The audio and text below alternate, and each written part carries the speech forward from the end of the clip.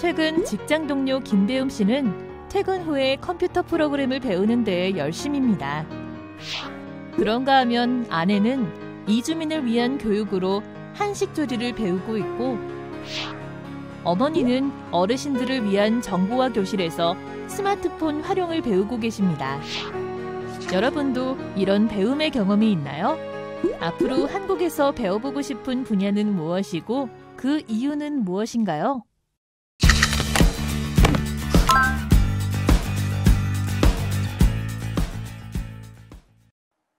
안녕하세요. 여러분은 의무로 받아야 했던 학교 교육 외에 다른 배움의 경험이 있으신가요? 배움의 경험이 없다면 앞으로 어떤 배움을 경험해 보고 싶으신가요? 그럼 우선 평생교육의 의미와 영역에 대해 알아보겠습니다. 학교 교육을 모두 마치고 직장 생활을 하면서 또는 은퇴를 한 이후에도 공부를 계속하는 사람이 많이 있죠.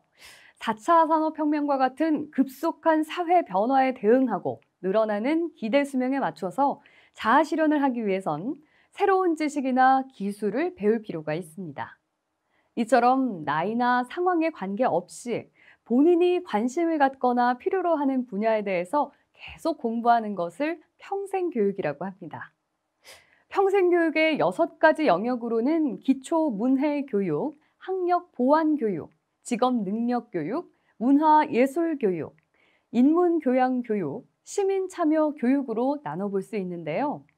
먼저 기초문해교육으로는 문자를 읽고 쓰고 셈하는 기초능력을 기르도록 합니다.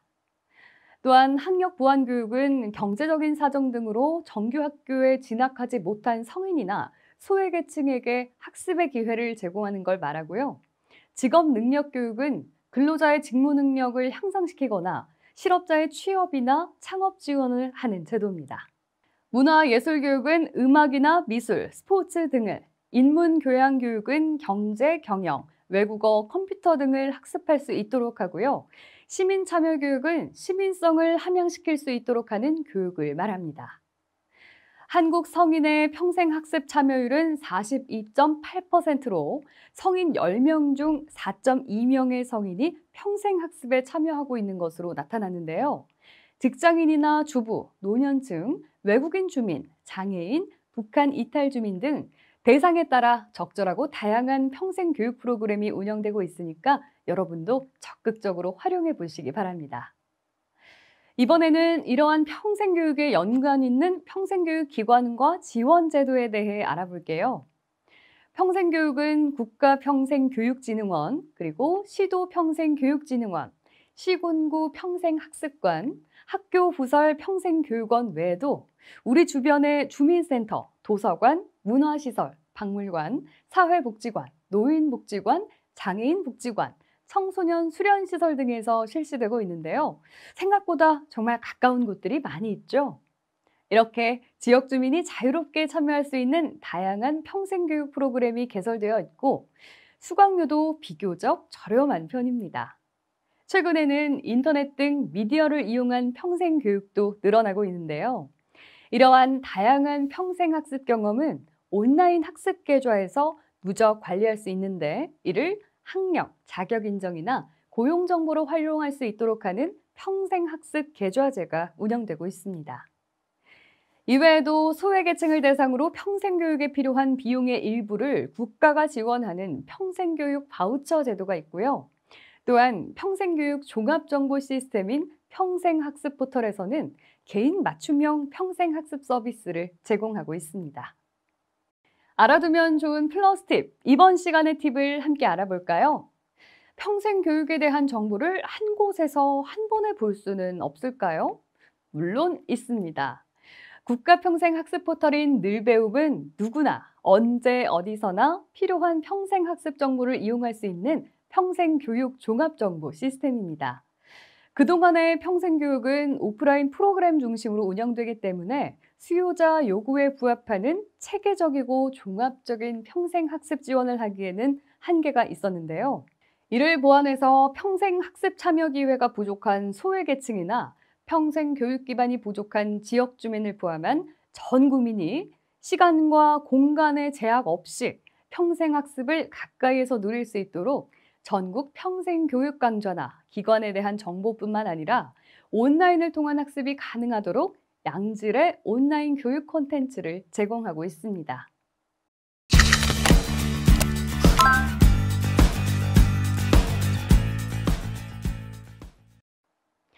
그렇다면 이주민 적응과 정착을 지원하는 교육에는 어떤 것들이 있을까요? 이주민의 한국 사회 적응을 돕기 위한 교육 서비스도 점차 확대되고 있습니다. 대표적으로는 이민자 조기 적응 프로그램과 사회 통합 프로그램이 있는데요. 이민자 조기 적응 프로그램은 국제 결혼을 통해 처음 입국하는 새내기 결혼 이민자를 대상으로 하며 한국에서의 기초생활 정보, 상호 문화 이해, 체류 절차 등 한국 생활에 필요한 각종 정보를 제공하는 프로그램입니다. 다음으로 사회 통합 프로그램은 국내 이민자가 한국 사회의 능동적인 구성원으로 적응하고 자립할 수 있도록 지원하기 위해서 법무부 장관이 인정하는 교육 과정으로 한국어와 한국 문화 및 한국 사회 이해를 이수한 이민자에게 체류 허가나 국적 취득 시 혜택을 주는 제도입니다. 이는 참고로 사회통합정보망 홈페이지에 들어가 보시면 다양한 프로그램에 대한 안내와 교육 과정에 참여하실 수 있습니다. 이외에도 중도 입국 청소년과 외국인 학생을 위한 교육 지원으로 다문화 학생 언어 발달 지원 및 다문화 가정 방문 교육, 다문화 학생의 정체성 회복 및 사회성 함양 지원, 직업 훈련을 통한 이주 배경 청소년의 자립 지원, 중도 입국 학생 개인별 특성에 맞춘 맞춤형 서비스 지원 등이 있습니다. 다음으로는 이주민 직업 관련 교육에 대해 알아볼까요?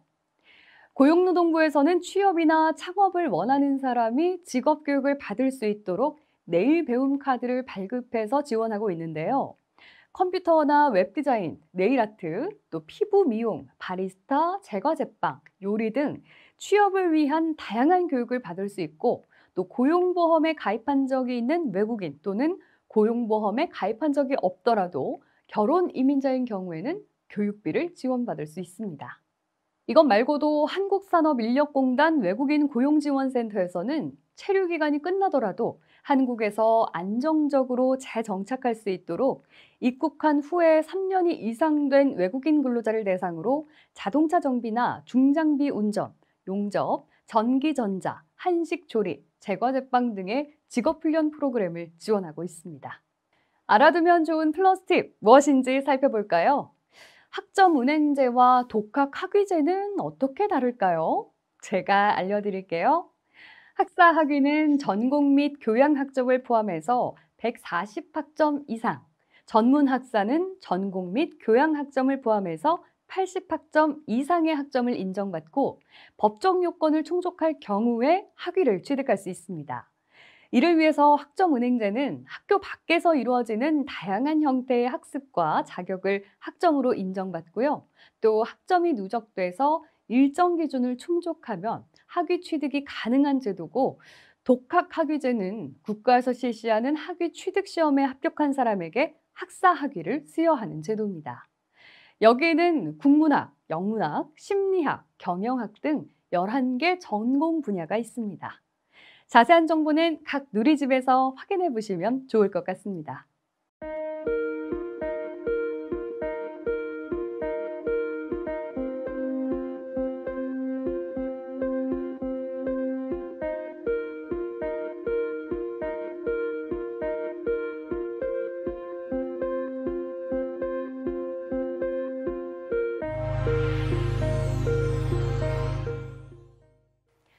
무크는 수강 인원의 제한 없이 모든 사람이 수강 가능하며 웹 기반으로 미리 정의된 학습 목표를 위해서 구성된 강좌를 의미하는데요. 교수 학생 간 질문과 응답, 토론, 퀴즈, 과제 피드백 등의 학습 관리, 학습 커뮤니티 운영 등 교수 학생 간, 학생과 학생 간 양방향 학습이 가능하다는 큰 특징을 갖고 있죠.